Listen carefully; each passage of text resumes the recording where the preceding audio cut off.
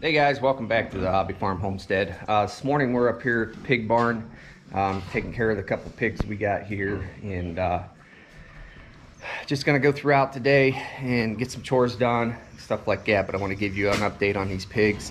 The two feeders, they're growing pretty good. Porky, we've been having a little bit of problem here and there. She doesn't seem to be drinking enough water, therefore she doesn't eat a lot. So we're trying to get that adjusted by hand watering her and stuff like that, giving her electrolytes, all that good stuff. So we're gonna go ahead and get her fed up and see how she does. Okay, she's all fed up. Now, like I said, I'd make it a soupy mesh now. So at least I know she's getting some water when she's eating her grain. And then these two, like I said, these two are just gaining rapidly. Those guys are probably eating close to 100 pounds a week. A lot of food, and it's a high-end food, high fat, high protein, or high protein, medium fat. So they should be all right. I think I weighed them and they were at, the girl was at 157, the other one was 160. That was 4 days ago, so they're probably up around 170 or so now, because they're gaining pretty rapidly. So hopefully Porky will eat, but she's, looks like she's messing around now. And she's a real finicky eater. She'll eat some, a little bit, and then she'll go lay down. But I really don't know. I've tried everything with her, and that's all I can do. I mean, she's still alive at least. So, and she's gaining, so I guess I shouldn't worry too much about it. Now, I've read a million things on what should you do when your pig isn't drinking water, but I'm not up here 24/7 watching her. I don't have a camera on her, so I really don't know if she is or isn't drinking water. But she definitely doesn't drink like all these other pigs do. They just sit on the nipple for 10-15 seconds at a time and drink a ton of water. She may just be a different pig. I don't know. So I'm gonna go ahead and maybe just hand feed her some water, see if she'll do that. But I really don't want to mess with her right now.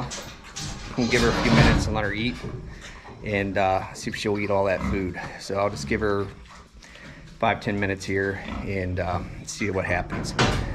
But yes, these pigs are, the show pigs at least, are finicky. These guys here, it's just, you give them the food, they take care of themselves. You know, I just got to maintain the food in the automatic feeder. So they're pretty easy. So I'm hoping to get these guys above and beyond 200 pounds, but they only got 3 weeks left. That's it. So hopefully they can, I'm shooting for like 220. That's a lot of weight to gain in 3 weeks, but we'll see what happens. I got them kind of late, probably almost a month late, so that's why they're so small. But it's all right. A lot of things learned this year. Next year will be a different process, and hopefully a different pig that likes to eat. So there's some things I'm going to do to her next year, do to the pig next year. Hopefully get him to eat a little better. So I'm gonna let her eat for a little bit, and then I'll bottle feed her some water, so I know at least she's getting water. I'll catch you guys in a minute.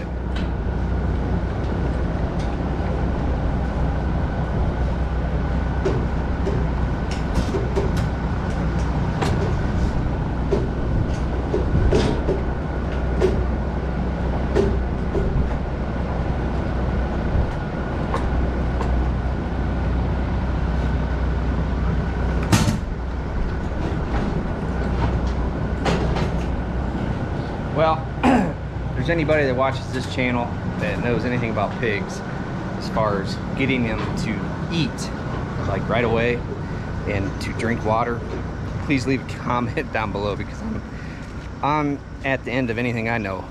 Like I said, I'm new at this, and maybe I'm doing something wrong. But I don't know, or it's just her. She just may not be the kind of pig that drinks a lot of water.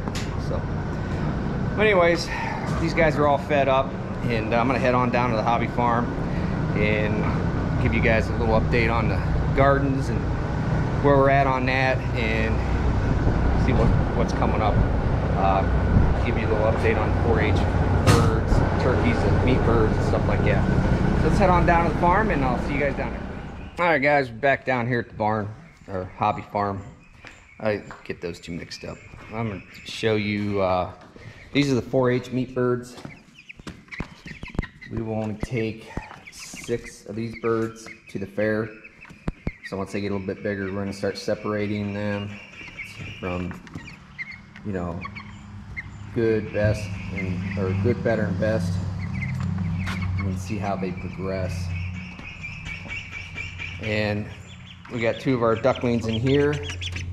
These guys will be acclimated with the other ducks here probably a couple more days. They get out every day and get to wander around and whatnot. So let's go see if we can find the other ducks, because there's another duckling with the 3 original ducks that we already acclimated. So we ended up with 3 hatchlings that we were able to keep alive. So let's see if we can find them around here somewhere. Let's go check out. They're probably either in the barn or they might be down in the creek. So let's see if we can find them in the barn.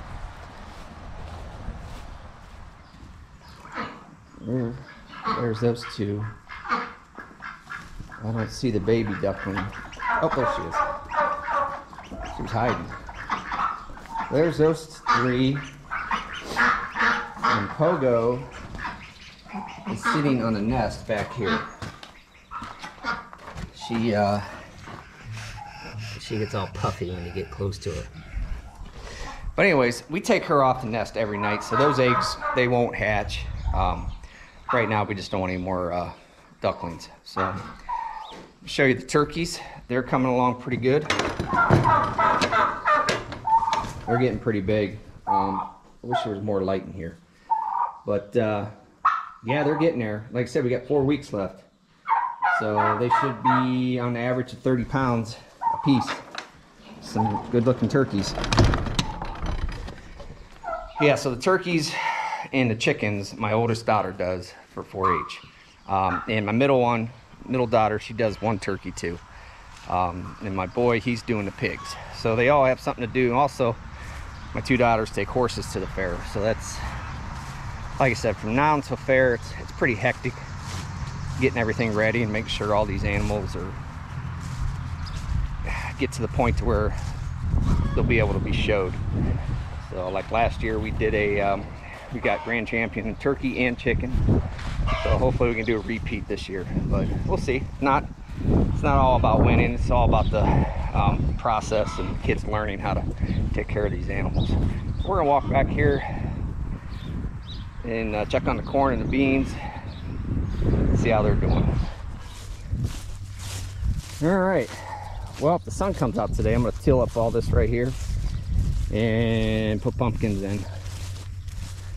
But my beans definitely, I think they might need harvest. I think they're just right. So I probably will pick the beans today too. Oh yeah. Yeah, those are perfect. They're just right. These 2 gardens are doing great. Sweet corn looks good. Beans are definitely doing very well. Like I said, I didn't plant a huge patch back here because I wasn't sure how they were going to grow back here, but it definitely looks like the soil's the right condition. Now the corn, it's pollinating right now. You can see all the little stuff on the ground coming off these things. It'll pollinate down to the cobs and it'll help produce the kernels. So obviously with sweet corn, the more you have, the better off it is because it'll help pollinate itself. Everything looks good back here. Corn will be ready probably in a week or 2. Beans are ready now. I got to get those out of there, at least the first batch. I mean, there's some decent sized beans in there. Now look at that plant. It's got lots of beans on it. Beans I never have a problem growing. They seem to be the easiest to grow. And that little patch right there will probably produce 20 pints at least between first and second harvest. But all right, I'll take you up to the other garden, which is out of control. This year I had too many plants in it. I probably could have done without some of the tomato plants And definitely without the cabbage and broccoli, that I'm not growing that stuff anymore. It doesn't produce enough. It's not worth taking up the space in my garden because I'll get 6 or 7 heads out of the broccoli, and it's really not worth it. This year I didn't get the 7 dust on there early enough, and they ended up having bugs in the heads. The same thing with the cabbage. So the cabbage and broccoli are both a bust. Now Brussels sprouts, that's to be determined because I never grew them, so I'm not sure. Okay, anyways, well, my camera's been messing up a lot lately. Hopefully this sticks to the SD card, because I've already shot this one time. This is the second time I've done this, and there was absolutely nothing on the SD card. So hopefully it's filming. It says it is, so I'm not sure. But anyways, back to the Brussels sprouts. Those are to be determined, see how well they do. They look good, but they say to harvest in September with those things, so I don't know. We'll see. Let's check this garden out.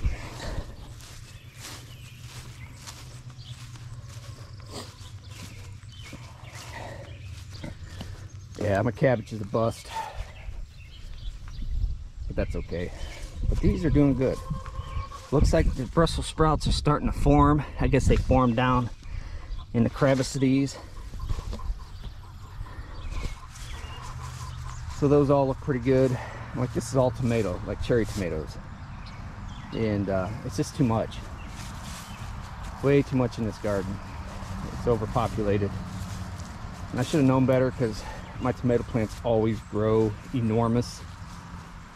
And I just can't get to the weeds. So another day or two I'm gonna have 1 million tomatoes. Peppers are gonna be harvested here in another week, so I'll be doing peppers again here in about a week and a half.